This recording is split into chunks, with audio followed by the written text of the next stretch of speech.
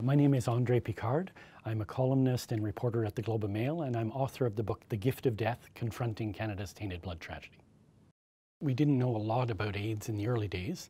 We knew it was some kind of, suspected very early on, some kind of infectious disease. And we knew it affected gay men principally, but very quickly we saw that it was affecting other communities, high-risk communities, Haitians, hemophiliacs, drug users, and those are really big alarm bells about the way it was being transmitted. Even though we didn't identify a virus for it, took a good 3 years before that happened, but there were really strong clues, especially with the hemophiliacs and the drug users, that there was something in the blood. And a lot of people speculated really early on there was something like hepatitis. You know, maybe a cancer that could be transmitted through a virus was, you know, kind of the ultimate fear, and that's essentially what it was in the end. Well, you know, it's true that there were warning signs, but there were also really ingrained prejudices and beliefs. Bad people don't get these kind of things that homosexuals get. That was a common belief. So we're going to be protected. Even if it is bloodborne, they're doing something else. So there's also a legitimate scientific belief that maybe there were cofactors. We talked a lot in the early 80s about poppers. Gay men went to bathhouses. They used poppers, this ammonium nitrate that they squirt in their nose to give them a rush before having sex, and there was a real belief that this had something to do with it. So how could these innocent hemophiliacs be infected? I mean, it's not possible. It must be totally something else. So there's all kinds of reasons, excuses, some legitimate, some less so, that made us ignore some of the other science. There's a lot of overlapping, conflicting information, at least until we had, you know, a virus identified. And that, again, it took a long time, unfortunately. World War II is when we really started using blood and blood products in huge quantities, and there was massive infections. People got all kinds of sickness because the blood was not purified very well. So people would get syphilis from the blood, and hepatitis. We knew for a long time that people got hepatitis B from blood. And it didn't take too much speculation to figure out that whatever this thing is was probably spreading the same way as hepatitis. And the people who took this seriously from the outset, that's what they globbed onto. They said, this must be like hepatitis, so let's try and figure it out. Who gets hepatitis? Well, people who have sex with men who have sex with men, people who use drugs intravenously, hemophiliacs. Therefore, probably this is transmitted in blood. So early on, the approach was, before we identified the virus, was let's make more effort to get blood that's infected with hepatitis because it's probably also carrying this along. And in many cases, HIV was a passenger, it's a very similar route of transmission.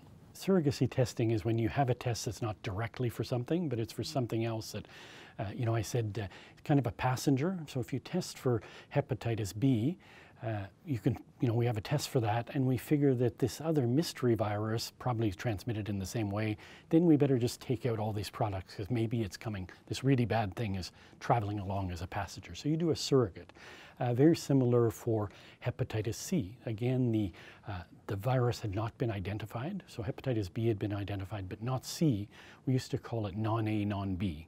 So we know how to identify A, we know how to identify B, and we know there's something else, and it's not A or not B, but it's similar. Eventually it became C. But so you had surrogates who say, listen, they travel together, they seem to be in the same family, so let's get all this stuff out and hopefully we'll catch the other bad guys along the way. So essentially you look for something else, you look for A or B, B essentially because it's viral, and then you say, well, maybe C is probably coming along too, or what we call non-A, non-B is coming along because it's the same route of transmission, probably the same way of infection. So if we nab one, hopefully we'll nab the other. And you're not going to get them all, but you're probably going to get most of them. Some U.S. blood banks acted. The U.S. has a very decentralized system, so some blood banks acted very early, like in San Francisco, where there was a bigger problem. So they were trying desperately to find out, what is this? How can we avoid it being spread by blood? Because there's going to be legal liability. There's all kinds of incentives in the U.S. to do things differently than in Canada. In Canada, we didn't. We just said, well, listen, we don't know. We're going to wait until there's an actual test. So there's a lot of foot dragging in Canada, and this kind of became symbolic of how we treated the whole AIDS and hepatitis C issue. We just waited and waited until there was certainty rather than operating in a precautionary fashion. Well, it cost tens of thousands of people their lives, in short. There was a real cost to not doing surrogacy testing. There were lives, there was money, and I think just a failure to tell people that there was a risk. If we had started doing this, it would have sent a message that we're on the lookout for something. So all this stuff is cumulative. HIV testing, we identified the virus in '84, and very quickly we had ELISA testing, so a new form of testing to identify the virus. Canada was very slow to introduce that. Again, there was a cost, we waited. Who was affected most was people who use factor concentrates, hemophiliacs. So factor concentrates are you take a part of a blood, say albumin or factor VIII, so someone who's a hemophiliac that's lacking factor VIII in their blood, you take factor VIII out of other people's blood, and it's a little tiny proportion of the blood, so you take thousands of these bits of blood and you put them in a pool and you clean them up a bit, and then you create a product, which is this concentrate of just this one little piece of your blood, and then it's injected into a hemophiliac, and that keeps them from bleeding, keeps them alive. Now, what's dangerous about this is if you have one virus in this pool of 20,000, the entire lot tends to get infected. So that's why hemophiliacs were so devastated by the Tainted Blood tragedy. Nearly 50% of the hemophilia community contracted AIDS because all of them had products that were pooled from numerous blood sources, so that almost all their products were infected at a certain point. It was very much Russian roulette with very bad odds, probably not one bullet in the gun, but several. The ones who didn't get infected, they read the research, they were fearful, they acted in a much more precautionary manner than the regulators. A lot of them went back to using whole blood, injecting whole blood, which is not very practical, but it stopped them from getting this deadly disease. Even before they knew something called AIDS, they knew something bad was going on. And again, this is another clue that, hey, if some guy living in New Brunswick can figure this out, why couldn't regulators, or why did regulators refuse to figure this out? So there were a lot of clues here, but there's no question the hemophilia community was totally devastated by this, not only in Canada, but around the world. So Dr. Don Francis is really a person who sent out warnings really early, who said, listen, as I said earlier, we don't know what this thing is exactly, but we know it's bad news. It's some kind of hepatitis or cancer. It's probably transmitted in blood. What are we going to do about it? The manufacturers, many of which are for-profit corporations in the US, said, whoa, let's wait. We can't just go stop collecting blood. This is really something that people need. We have to wait until we have more information. The Red Cross, even though it was a non-profit corporation in Canada, took a very similar tack. We don't want to scare donors off. That was the #1 fear, right? We're going to scare donors off if we talk about this mystery disease. So there's this real reluctance to do anything until we have 100% certainty. When you look back, it's very similar to how the tobacco industry behaved. They said, well, yeah, a lot of smokers are getting lung disease, but, maybe there's other factors. We're not sure exactly what it is. Maybe it's their genes, et cetera, et cetera. They waited until there was, 200% certainty before admitting it. And the blood brokers, for financial reasons, and the Red Cross, for financial reasons, had a very similar attitude. The Canadian Red Cross is an iconic organization in Canada. It goes back to World War II. They literally saved the lives of tens of thousands of soldiers with blood products. This was a source of national pride. When AIDS came along, they didn't know what to do, to be honest. They were frightened. They really became obsessed about protecting their supply. Our job is to supply blood. They kind of look, and it was a very militaristic organization. That was its whole history. And they took very much this crude attitude about, well, this is collateral damage. The really important thing is people have to get their blood. That saves lives. If some of them get sick, 1 in a million. That was their catchphrase. Only 1 in a million are going to be infected. This was maybe a sincere thought at the beginning, but it very quickly became obvious that it wasn't 1 in a million. At the worst of it, about 1 in 266 transfusion recipients in Canada received tainted blood before we finally introduced testing and got rid of the old products that were untested. It was a really bad case of Russian roulette for an entire population. And a lot of it had to do with the Red Cross's living in denial. It wasn't all about money, but they were very tight-fisted, old-fashioned organization. They didn't want to spend a plug nickel, which is very admirable, but very short-sighted. And again, people paid with their lives for that parsimonious attitude that they had. Yeah, so the Red Cross had a monopoly. It was a single provider, a collector, and a distributor of blood. And there was good and bad in that. There's efficiency in it, one single organization, not for profit. The downside is they really protected themselves as much as the supply.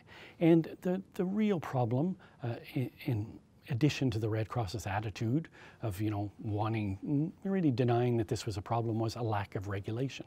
So because it was such an iconic institution, Health Canada was supposed to oversee it, but they essentially just rubber stamped everything the Red Cross did. And that was a really large failure as well, a failure of government. And one of the big changes in Tainted Blood is it totally changed how we regulate drugs in this country. Even the whole debate about, was blood a drug? Now it's it's unquestionable that it is. That's how we use it.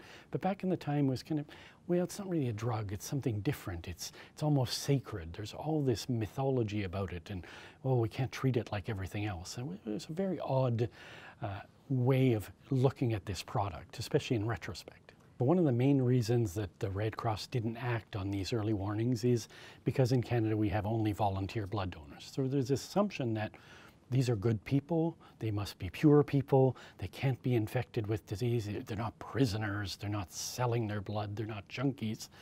So we assumed that they couldn't possibly have infectious diseases. That, of course, is wrong. Anyone who has sex could have transmitted a virus, whether it's hepatitis or HIV or whatever. But we surrounded ourselves in this notion of it's a pure blood supply. It's different. We're not like the US.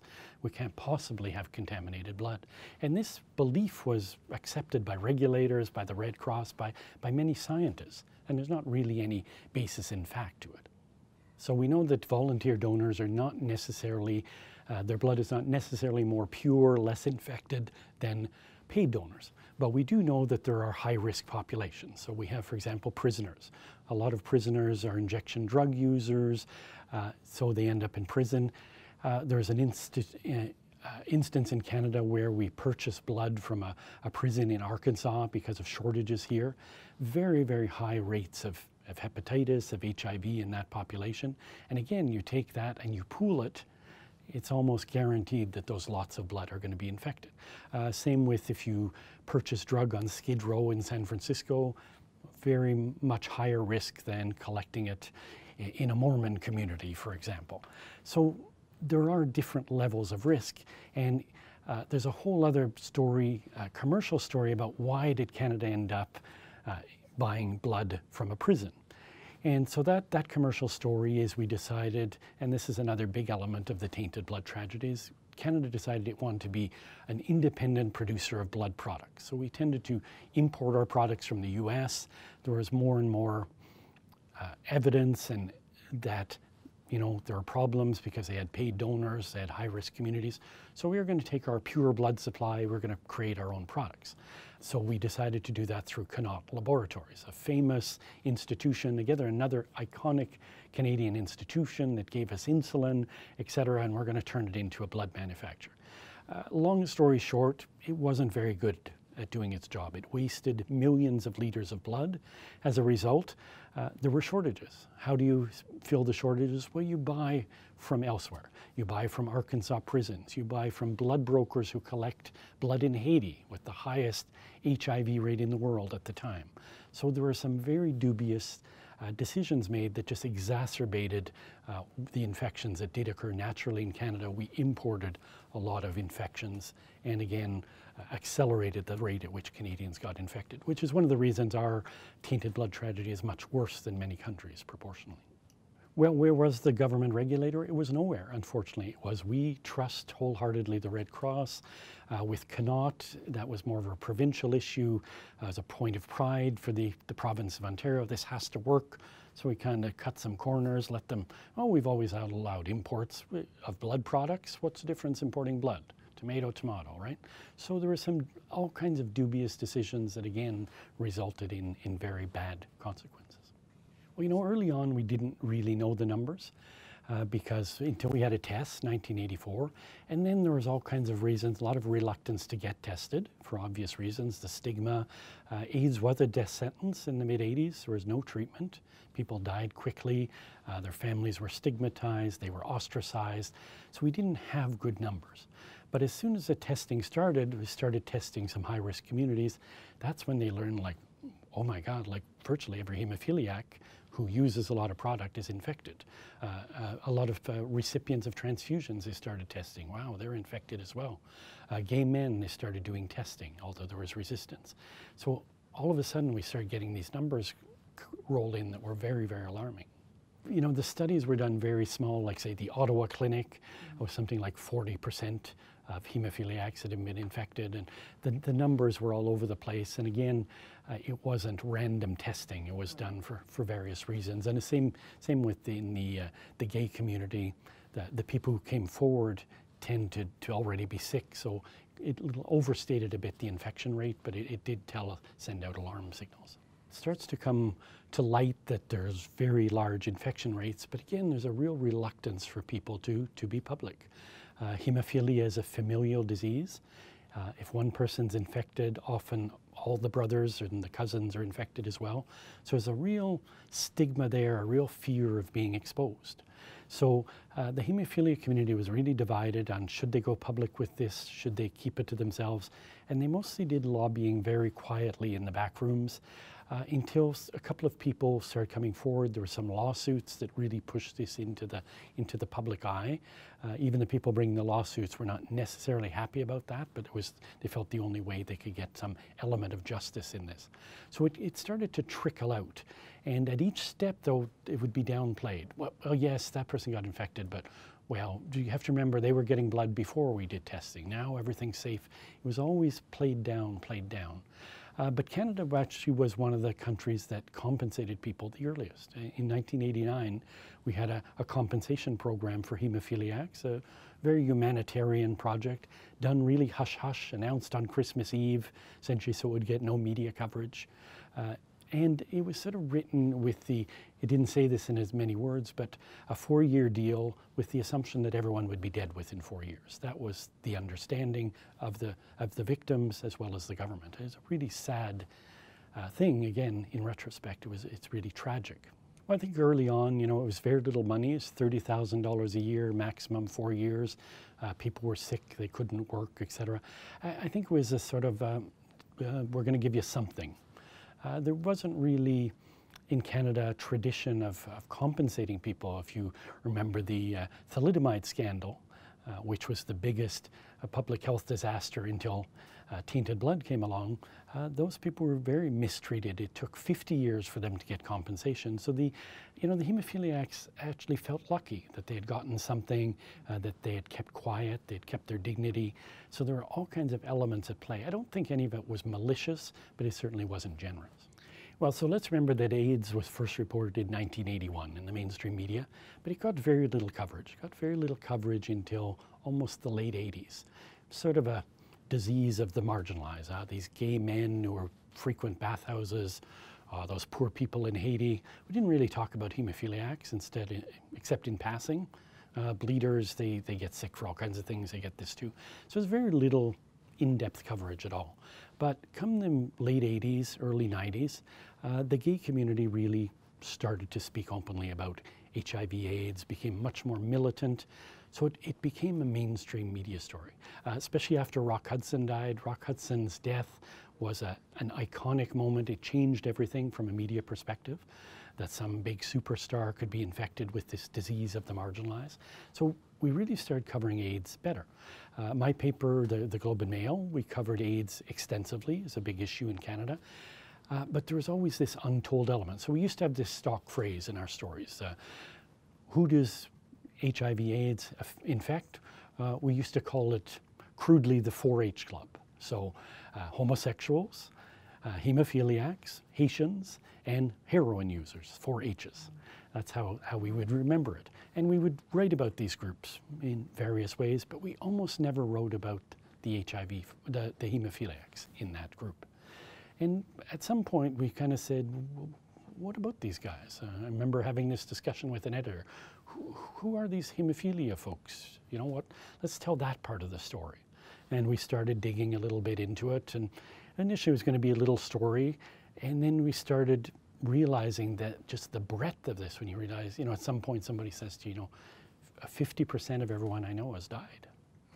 You go, well, no, that's not possible, right? No, we're all infected and we're all dying. And so you start to realize, and then you go, well, if a hemophiliac got it from blood, what about your granny who got a heart surgery? Did she get, well, yeah, a lot of them are infected as well. So then you follow the trail, right? And so we, at a certain point, did, a couple of us, my colleague Rod Micklebrough and I, did these two big full 2-page spreads, one on transfusion and one on hemophilia, which I think were really poignant, dramatic stories. It really told the story well, and I think really brought it to the public consciousness in Canada. Now, it wasn't the first reporting, wasn't necessarily the best, but is at the right time and place to have an impact. And I think that sort of launched a discussion. And more importantly, there's a few brave folks in those stories that came forward, and it really opened the door for others to tell their stories. It wasn't easy, especially for as I explained before, the familial links in hemophilia. It's very difficult for people to come out and not expose their whole families. So that was really, really difficult. I remember writing about a family with 2 young boys, twins. The father was infected, the twins were infected, the uncle was infected, the cousins were infected, and they all died in very short order. But those stories really captured the public imagination. Writing about a 5-year-old with HIV, it was unthinkable at the time. Well, that's older gay men. A 5-year-old going to kindergarten with AIDS, could we do that? Those were stories that really were impactful at the time. They brought out big societal issues. So there were calls for inquiries. Actually, they date back to as early as 1985. The Medical Post talked about this. A very small little piece saying there should be an inquiry. There's obviously, failings in the regulatory system. So these calls had come intermittently, but because we had more information, more meat, the calls were much stronger and more powerful and more justified. So there are these repeated calls for an inquiry. As often happens in Canada's political system, there is an election coming up that kind of focuses the mind. So the government, to be honest, wanted to get this off the front pages and talk about its good news economic agenda. So that was a propitious time to call an inquiry, because then we can stop talking about it until it actually happens after the election. So there's a little bit of cynicism in there, but a little bit of, yeah, we're going to deal with this. So at the time, the opposition's job is to demand things. The health critic at the time demanded of the health minister, Benoit Bouchard, we have to have a public inquiry. And naturally enough, as governments tend to do, dismiss that. No, we don't need it. We've provided these fine folks with compensation. We've done, things have changed. We don't need it. But then the debate continued, and again, the closer we got to an election, the more pressure there came for the government to get this out of the way, get it off the front pages, and eventually there wasn't a deal. There's a call for an inquiry by the Conservative government. So Mr. Justice Horace Krever is chosen as the inquiry head. A very good call, but a very older fellow, conservative judge, but who had done inquiries before, so he knew the system well. But what we expected from him, to be honest, was a no-nonsense. We're going to get the business done quickly. That's probably what the government wanted. He really took his mandate seriously, and one of the most impactful things that Judge Krever said was the first day he said, I'm going to give victims the opportunity to speak. Anyone who wants to is going to come here to speak. I don't think a government would necessarily want that in something emotional like this, but he felt this was essential to getting the full story. And that inquiry really took a life of its own. As many inquiries do, it became longer than expected, more expensive. But I think in this case, the benefits were great. It wasn't just an extension for the sake of more talk. It was really, I think, an inquiry that captured the public in great numbers and really dealt with such a vast array of issues that we never could have imagined at the outset. Traditionally, inquiries and commissions look at facts. They examine what happened, what went wrong, and they make recommendations. They don't make blame, they don't lay blame, and they don't talk about criminal prosecution. Now, Justice Krever read his mandate as exposing what had gone wrong, and to him he felt necessary to name names to name people who had done things wrong. And this, of course, sparked a number of legal challenges from the people who are going to be blamed, people in the Red Cross, in the government, etc. So there's a long distraction in the inquiry that went off to the courts, all the way up to the Federal Court of Canada, which ultimately ruled that, yes, a commission can lay blame. And that was really important for getting the full story out. It made a lot of people nervous. A lot of people read it as meaning there would be criminal prosecutions. But again, Judge Krever was clear that that's not what it means. Blaming is not the same as prosecuting. And that was a whole other element that was actually disappointing. No one was ever prosecuted in Canada for any of these failings. But that was an important part of the inquiry, because it really opened it up, and it pointed some laser sharp objects at people who really did fail the public quite massively. Commissions of inquiry are kind of tedious, boring legal exercises. So you get up there, I forget how many lawyers. The Krever inquiry probably set a record for the number of lawyers. There was probably 24 at any given time, any day, because there were so many parties involved. And there would be one witness, and they would be questioned by the main counsel for the inquiry, all kinds of factual information. With huge piles of documents. There's an entire library of documents behind us at the inquiry room, and it traveled across the country with us when we went city to city. And they would say, you know, open your volume to tab 3, subtab I, and read this document into the record. And then you would ask a question on it. So it's kind of tedious. And the role of journalists, of course, would be to listen to 6 or 8 hours of testimony a day and take out the really salient bits and try and give it some context.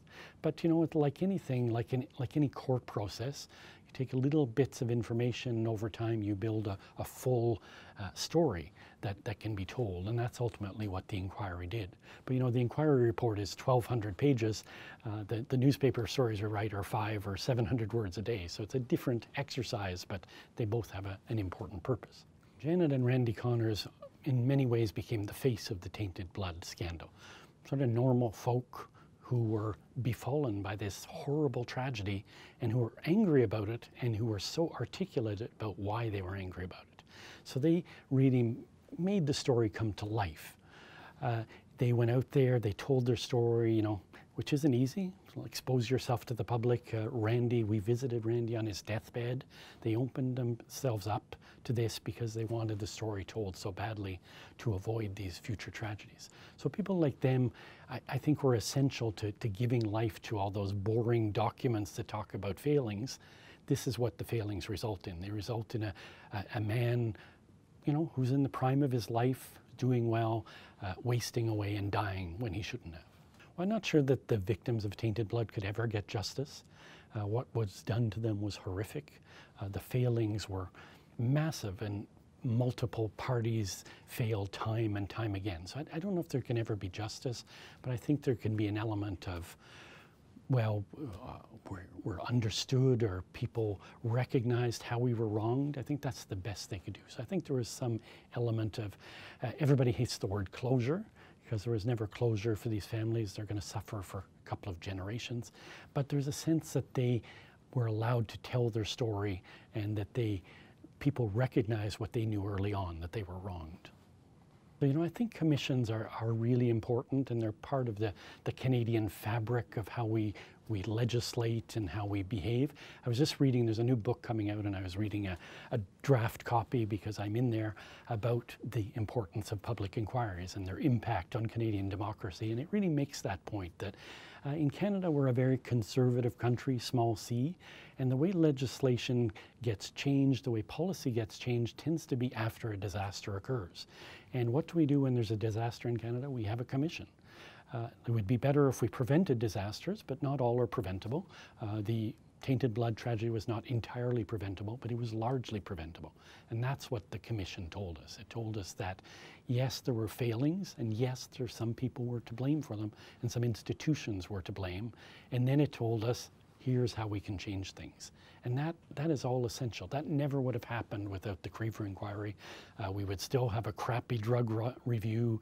We would not have a much better blood system. We have Canadian Blood Services now, which is infinitely better than the Red Cross, because it's accountable to the public.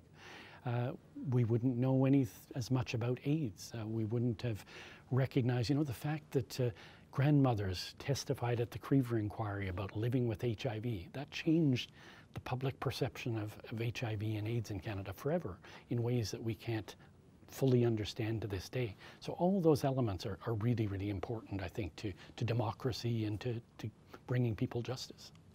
So post-Krever, one of the big elements is compensation. And there's two parts to that. One is there's the recommendation from Krever, do the right thing, compensate people, and then bring in a no-fault compensation program. And then the second element is these cases are wending their way through the courts. There were all kinds of lawsuits, individual and collective lawsuits, and Krever really bolstered those. So we knew that after Krever, the lawsuits would be settled because it was incontrovertible evidence of failure. There was going to be payouts. So what happened with the compensation is it happened in bunches. So there was a key group, 86 to 90. Those people got the most compensation. They were the most wronged because clearly we had a test, we knew stuff, and the failings were massive and clear. Stuff that should have been done wasn't done. So they got compensation quickly and the best compensation. Then pre-86 becomes a little more complicated. How much did we know before there was a test, especially for hepatitis? So they maybe got a little less. And then post-86, well, not too many people were infected, but whole other kettle of fish. So there were all these different lawsuits and compensation programs, and some were for hepatitis, some were for HIV. Those were different stories. And they were actually really hard to keep track of. And one of the key elements of the Krever inquiry, one that was never acted on, unfortunately, was his call for no-fault compensation.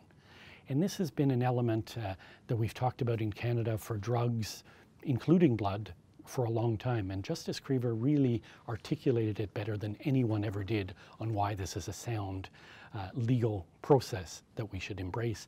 And unfortunately, no government, conservative or liberal, has followed through on this. And that's the big recommendation that was never implemented, unfortunately. This should have been done long before Krever, right? I think Krever was useful in many ways, but we didn't need the Krever inquiry to give people help, financial aid. That was clear that they were wronged and they needed help, and a lot of them waited. Their families got the benefit, but a lot of them died before they saw justice of any sort. I think we ended up with a much better system. Again, the Krever inquiry talked about why it had to be different, how it had to be different. A lot of people were saddened by the fact that the Red Cross was bankrupted. Its whole blood section was bankrupted. Something that's iconic, been around since the war, but it had to go. The failings were too massive. It couldn't be revived. So we created a new institution, Canadian Blood Services. And what's important about it is that it has patient input. It's much more transparent, much more accountable to the public. We have much better regulation from Health Canada, although that could always be better on drugs. But they're particularly good on blood, I think, because of our history. So it's night and day. It's absolutely shocking. The numbers of people who are infected, we're talking tens of thousands of people who will die because of essentially bureaucratic failings. Again, not entirely preventable, but largely preventable. We could have mitigated so much of the damage and so much of the heartbreak and suffering with a few simple acts. And I think that's the lesson we have to retain. And to me, one of the saddest things is people have forgotten Tainted Blood. You know, that happened in the 80s and 90s. Oh, it can't happen again. Yes, history can repeat itself if we're ignorant. And we get little glimpses of it now and again, that the danger's there. And I'd like to hope that people retain some of these lessons and know what this story is. I think what worries me is we always have this overconfidence, you know, as we had with the Red Cross, that we're good people, nothing bad can happen to us. And that's not true. We sort of take for granted that, you know, something new will come along, but we can handle it. The way we thought before AIDS. No one envisaged that AIDS could be the biggest killer in the history of humanity. And it just came along, boom, like that, like nothing.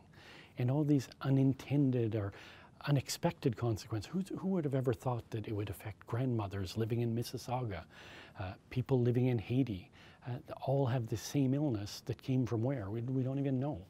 And we know there's going to be another AIDS, and history tells us it'll be worse. And are we ready for something worse, or are we just going to have another wonderful inquiry and another huge round of billions of dollars in compensation retrospectively. So to me, I really dream of the story that we don't write because we nipped it in the bud, but I'm not sure we'll see that. So in other countries like Japan and France, there were criminal prosecutions. People went to jail for much lesser crimes than what happened in Canada, to be honest. So why didn't we have prosecutions in Canada? I think the simple or the pithy answer is it's not our way. Culturally in Canada, we don't tend to blame people and look for an eye. So did that disappoint people? Yeah, it disappointed a lot of people. A lot of people would like to see some people from the Red Cross behind bars, at least for a short period of time, symbolically. I think that would have sent an important message. But I don't see, I've covered many inquiries with many gross failings, and they almost never, ever end in criminal prosecution in Canada. And for better or worse, that's not the way we tend to do things. Well, I don't think there's a right or a wrong way. You know, I think we can look to the US that over-prosecutes people to a perverse degree. Canada probably under-prosecutes. Did it make things better in Japan that people went to jail, or in France? Not really. It's the same, that the victims there still suffered as much injustice, as much indignity as they did here. So I'm not sure it's a solution. Maybe make us feel good or make some people feel good a bit for a little bit of time, but I don't think it would make any difference ultimately. So and stick to commissions. Yeah. Like seriously. Well, I think commissions serve us well. You know, the thing with criminal prosecutions is they don't tend to result in a better system, and they don't change things for the future. They just make people hide their mistakes a little better. And there's a lot of that in Tainted Blood. There's a lot of shredding of documents, etc. And I think if people had gone to jail, there'd probably be more of that. So I don't know that we'd be better off. I talk about in the book that as journalists, I think we failed as much as anyone else. So there has to be some inward-looking bit here. So Health Canada failed, the Red Cross failed, but the media failed too. Why did we not cover this until the 1990s? The signs were there. We just glibly, 1 in a million are infected, that's what you say? Oh, must be right. We glibly accepted that as fact, when there was a lot of evidence staring us in the face that was a lie. And it was a deadly lie in the end. So I think we have to, in stories like this, take a look at why we failed. And I think, to me, the conclusion was we play too much of this dispassionate role, the he said, she said type journalism. And I think that failed people. So you're right, at a certain point I said, listen, we have to, when there's a story like this, like Tainted Blood, thalidomide, people who are held in solitary confinement, at a certain point journalists have to say, listen, we're going to be advocates for people who cannot advocate for themselves. We have to give a voice to the voiceless. We have to use our power for the powerless. And that's good journalism. It doesn't mean we don't do the other stuff, the he said, she said, but at a certain point when the injustice becomes so blatant, we have to take a stand and we have to advocate for people. And I don't think that's bad journalism. I think it's good journalism and necessary journalism. A lot of recommendations, a lot of technical things, but some biggies. Biggies were, first of all, let's have compensation. Let's have no-fault compensation for people who suffer a wrong within Canada's health system. So that's a really broad one, never acted on. But then there are a lot specific to the blood system. So create a new system, which we did, Canadian Blood Services. Most of that was implemented. And then there are these, I call them the philosophical recommendations, which were really important. We should continue to have unpaid donors, volunteer donors in Canada. That's something we're very proud of. Blood should be viewed as a public resource, not as a commercial entity. We shouldn't import blood, as we should try and limit the importation of blood, but not ban it. So in these very subtle recommendations, and most of that stuff we've lived up to. We shouldn't pay donors is a really important discussion that's happening to this day. So there are these little plasma clinics opening up in Canada, and people say, well, if Krever said we shouldn't have those, but the market has changed, the world has changed a little bit. I worry about those because they bring back this notion that, free blood is pure blood and commercial blood isn't. What's important is that they be tested the same way and be held to the same standards. So I think some of these things over 20, 25 years, we have to be a little more subtle about how his recommendations are interpreted. But I think in large part, the underlying philosophy of Krever was that we had our notions, our values in the right place, but we fail to follow through on them. And I think that's a really important message to retain from his recommendations.